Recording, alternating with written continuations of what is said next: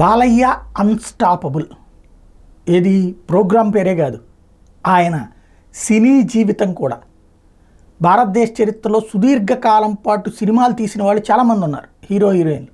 అయితే హీరోగానే ఇప్పటికీ కూడా కొనసాగుతున్నటువంటి 50 సంవత్సరాలు హీరోగా రికార్డ్ ఎవరి వల్ల సాధ్యంగా లేదు.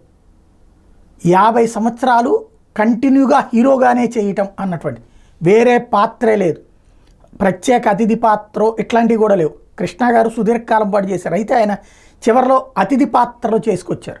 బట్ బాలయ్యది అట్లా కాదు, అంతా కూడా ఆయనే hero, no doubt at all.